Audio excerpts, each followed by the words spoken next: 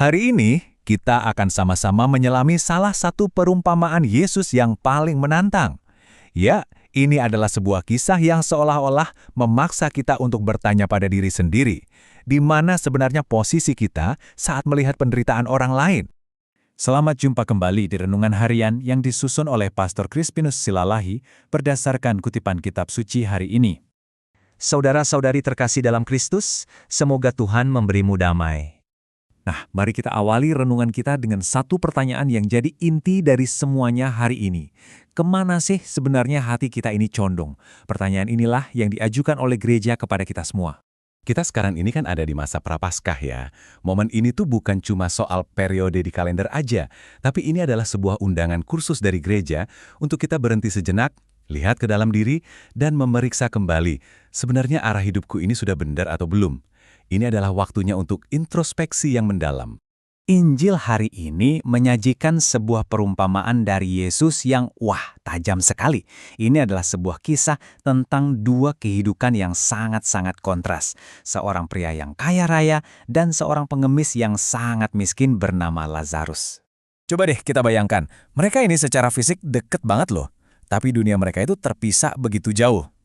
Si orang kaya hidup dalam kemewahan yang mutlak setiap hari. Sementara itu, Lazarus terbaring persis di depan gerbangnya. Kelihatan jelas, kelaparan, sakit, dan cuma bisa berharap dapat remah-remah sisa makanan. Lalu, kematian pun datang dan segalanya berbalik total. Keadaan mereka di akhirat itu benar-benar cerminan terbalik dari kehidupan mereka di dunia. Lazarus, yang tadinya menderita, sekarang ada dalam kedamaian di pangkuan Abraham. Sebaliknya, orang kaya yang tadinya asyik berpesta pora, sekarang malah ada dalam siksaan yang hebat, sampai-sampai memohon setetes air saja.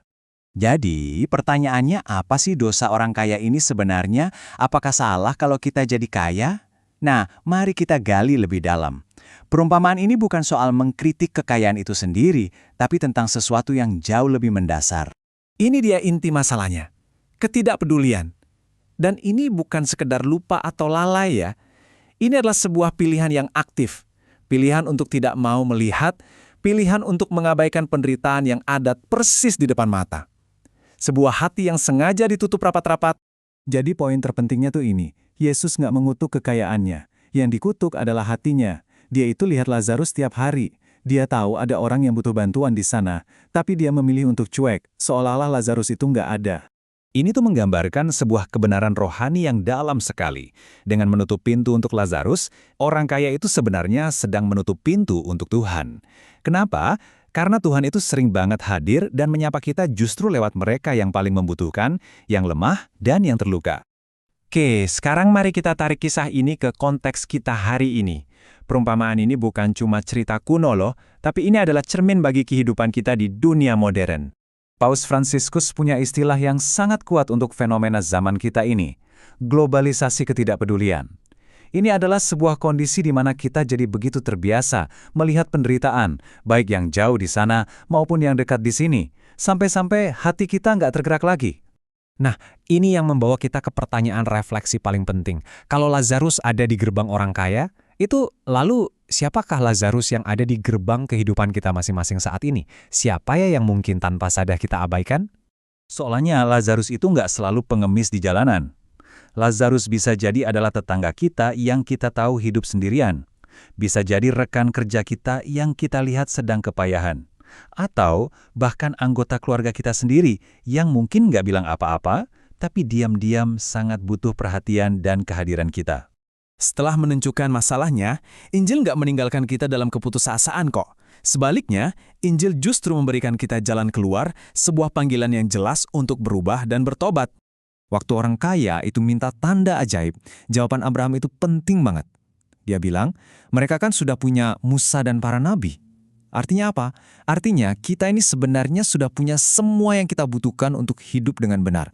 Kita punya sabda Tuhan, ajaran kitab suci yang sudah lebih dari cukup untuk menuntun kita menuju kehidupan yang penuh belas kasih. Jadi, jalan pertobatan kita itu sebenarnya praktis sekali. Pertama, yuk kita buka mata dan hati kita untuk melihat Lazarus di sekitar kita. Kedua, dengarkan tuntunan sabda Tuhan yang selalu mengajak kita untuk mengasihi. Dan yang ketiga, yang paling penting, ya bertindak. Mulai saja dari yang kecil, dari yang paling dekat. Sebuah sapaan, waktu untuk mendengarkan, atau bantuan sederhana. Itu bisa jadi wujud iman yang sangat nyata. Pada akhirnya, inilah peringatan utamanya. Setiap kali kita memilih untuk tidak peduli, kita itu sedang membangun sebuah jurang. Jurang yang bukan cuma memisahkan kita dari sesama kita, tapi pada akhirnya juga memisahkan kita dari Tuhan dan sumber segala kebaikan. Semoga Tuhan memberi engkau damai dan kebaikan.